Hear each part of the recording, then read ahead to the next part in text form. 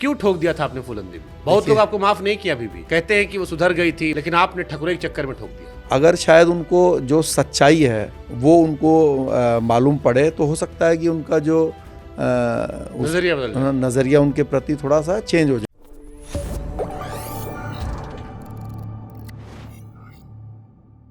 ठीक बात। हाँ। आपके जीवन में 3-4 चीजें बड़ी हाईलाइट होती है जी। शेर सिंह राणा का नाम गूगल करो जी। तो एक आता है फूलन देवी के साथ कांड, फिर आता है तिहाड़ से भाग जाना, अफगानिस्तान जाना, वहां से अस्थियां लाना, और भी बीच बीच में कई सारी चीजें आती है। अब क्योंकि शुरुआत जो है वो फूलन देवी से होती है जी। क्यों ठोक दिया था आपने फूलन देवी को? बहुत लोग आपको माफ नहीं किया, अभी भी कहते हैं कि वो सुधर गई थी, मुलायम जी ने उनको मेंबर ऑफ पार्लियामेंट बना दिया था, आगे जाती, पिछड़े गरीबों के लिए काम करती, लेकिन आपने ठकुरे के चक्कर में ठोक दिया। नहीं, देखिए मैंने किया कि नहीं किया, क्योंकि अभी ऑनरेबल हाई कोर्ट में केस पेंडिंग है, तो उस पर तो मैं बहुत डिटेल में नहीं जा सकता। लेकिन जो आप बता रहे हैं कि कुछ लोग नाराज हैं, देखिए मैंने किया नहीं किया ये तो एक डिफरेंट स्टोरी है, बट जो लोग फूलन को अच्छा मानते हैं, जो उनके फॉलोअर्स हैं, अगर शायद उनको जो सच्चाई है वो उनको मालूम पड़े तो हो सकता है कि उनका जो नजरिया बदल जाए। नजरिया उनके प्रति थोड़ा सा चेंज हो जाए। चलो हम आपका नजरिया समझते हैं। फूलन देवी को लेकर जो हमारी जान पहचान है, जितनी हमारी जानकारी है, क्योंकि हम मिले तो उनसे थे नहीं जी। हमने एक पिक्चर देखी बैंडिट क्वीन जी, और हमने उनके बारे में किस्से कहानियों में पढ़ा जी। अब किस्से कहानियों में जो पढ़ा वो ये था कि एक लड़की जिसको उसके पति ने छोड़ दिया था, बाद में उसे गांव के ठाकुरों ने उसके साथ गलत काम किया, गंदी हरकत की, परेशान किया, बाद में उसने बदला ले लिया जी। एक औरत अपने इज्जत मान सम्मान के लिए उठी और उसने कर दिया, बाद में मुलायम जी ने उसको पॉलिटिक्स में शामिल करा दिया और एक सही रास्ते पर है। ये एक मोटी मोटी कहानी है। हाँ, देखिए आपकी कहानी क्या है? फूलन देवी कौन थी आपकी नजर में? देखिए, अगर जो आपने बताया है लोगों की भी यही विचार है कि ऐसा हुआ, बट रियलिटी क्या है कि ये कहते हैं कि भाई उनकी छोटी उम्र में शादी हुई और उनकी ज़मीन पर कब्जा कर लिया गया, उनको फिर डाकू उठा कर ले गए और फिर डाकू गिरोह ने उनके साथ गलत हरकत की। ये सब उनके जो सिंपैथाइजर हैं वो ऐसा विचार रखते हैं। तो मेरा आपसे क्वेश्चन ये है कि उनकी छोटी उम्र में शादी हुई तो वो शादी तो उनके माता पिता ने की।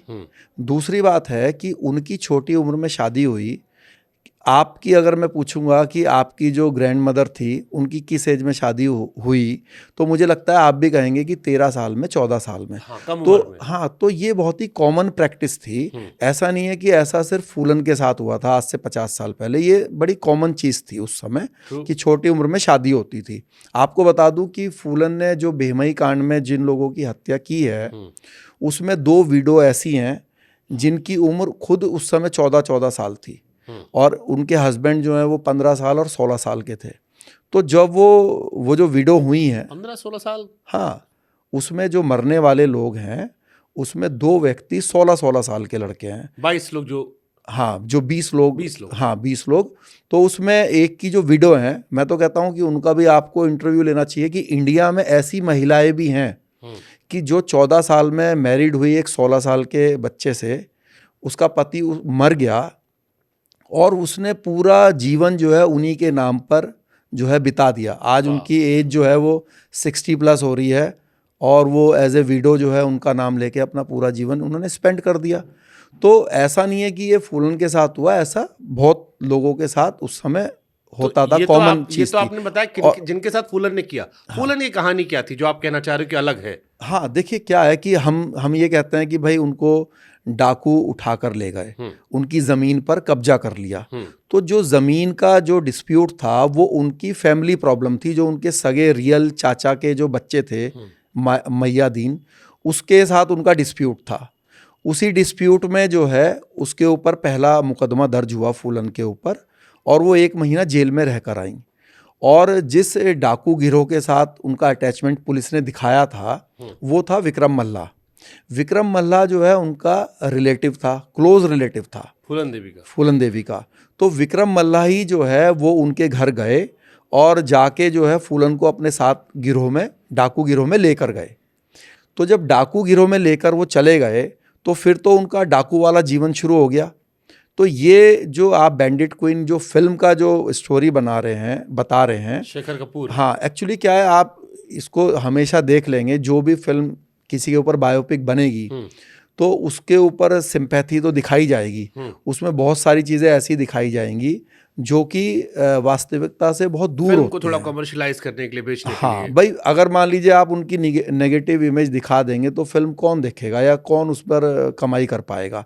तो जो उसमें दिखाया है तो मतलब आप ये कह रहे हो कि फूलन देवी के साथ वो जो घटना दिल दहलाने वाली हुई, जहां पर कहा गया कि गांव के ठाकुरों ने एक साथ कई दिनों तक जमीन कब्जा किया और उनके साथ चीरहरण किया या गंदी हरकतें की, वो नहीं हुई थी? बिल्कुल नहीं हुई थी। और मैं आपके दर्शकों को आपके माध्यम से ये देखिए, शेर सिंह राणा या कोई भी व्यक्ति इतना घटिया नहीं है कि अगर किसी महिला के साथ कुछ गलत हुआ है और अगर वो बदला लेने के लिए उनको सबक सिखाती है तो हम उनको जो है उनकी तरफदारी करें या उनको एडमायर करें।